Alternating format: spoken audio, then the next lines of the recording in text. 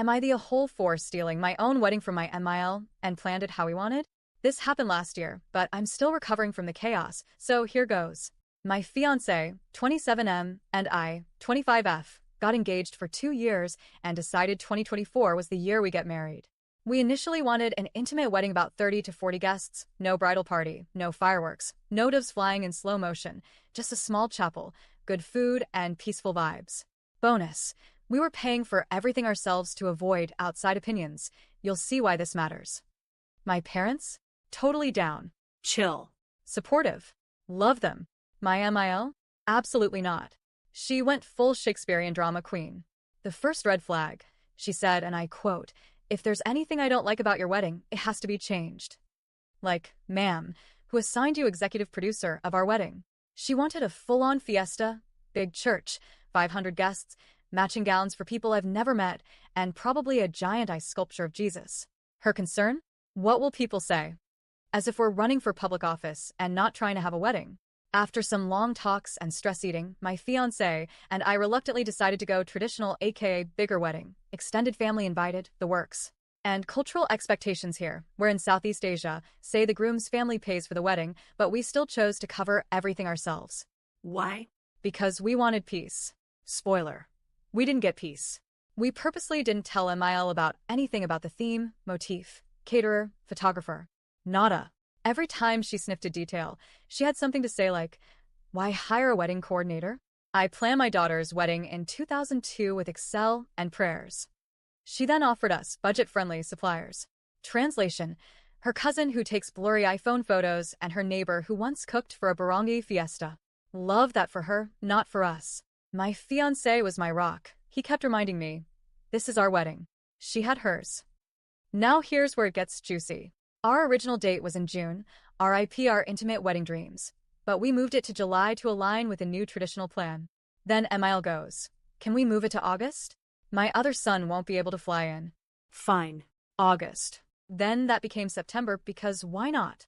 We finally settle on a Saturday in September, but plot twist. Someone else booked that date before us. We couldn't book the Saturdays around it either because they were all booked in. So we were down to a Thursday or Friday. The church had Thursday afternoon available, so we were about to grab it. Then suddenly, like magic, MIL books a Friday 9 a.m. wedding for us. Without our knowledge. Without telling the coordinator. Without our signatures. Without our payment. We're like, what? Her reason? Her daughter, yes, the Excel wedding planner from 2002, can't take a 3-day leave. So she decided for us that everyone, including the bride and groom, should get married on a Friday morning at 9 a.m., just to fit her daughter's work schedule. Imagine telling 200-plus guests, "Hey, hope you love early alarms and traffic stress. See you at 9 a.m. on a Friday." I was livid.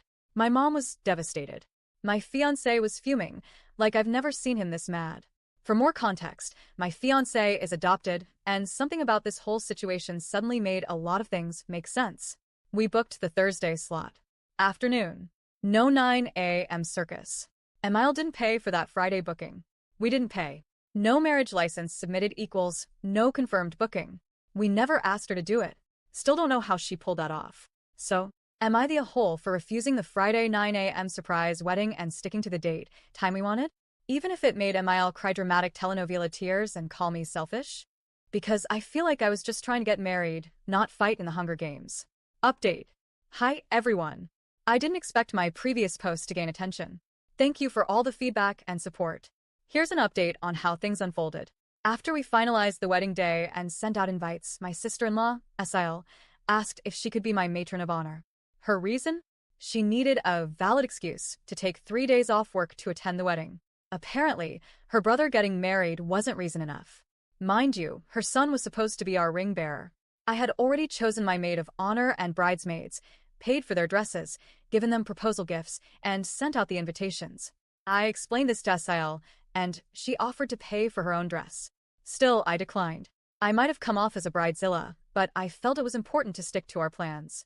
Also, in our traditional wedding customs, married women with children typically don't serve as bridesmaids or any parts of the bride. I also paid for dresses for both my mom and MIL, allowing them to choose any design they liked, as long as it was gray. My mom was thrilled and supportive. MIL, however, had opinions. I suggested a dress I thought would look nice on her, but she chose a beige dress instead. I found out during the wedding preparations. At that point, I decided not to stress over it. She looked like she's just a guest instead of mother of the groom. Wedding day. On the wedding day, we were at a resort preparing. I was in my room with my bridesmaids, maid of honor, my mom, and the hair and makeup team. My groom was in another room with his team. I expected Emile to be with her son, my groom, for family photos. I had arranged for someone to do her hair and makeup in their room, and surprise. Emile showed up in my room with her 3 sisters, my groom's aunts, in tow, requesting hair and makeup services. The room was already crowded, and I was stressed. My mom gave me a look that said, "I'm about to lose it." Thankfully, my coordinator and bridesmaids stepped in, escorted them back to their room, and informed them they'd need to cover the cost of any additional services. The wedding ceremony went great. No drama from Emile. Unfortunately, Asael didn't attend the wedding, so we had to find a new ring bearer. My brother-in-law did attend, and was genuinely supportive. My father-in-law remained neutral, likely exhausted by the ongoing drama. Emile took it upon herself to invite additional guests without informing us. Since we were covering the entire wedding cost, we asked her to pay for the extra meals. She agreed, and we moved on. Post-wedding drama. After the wedding, my husband and I went on our honeymoon to Japan.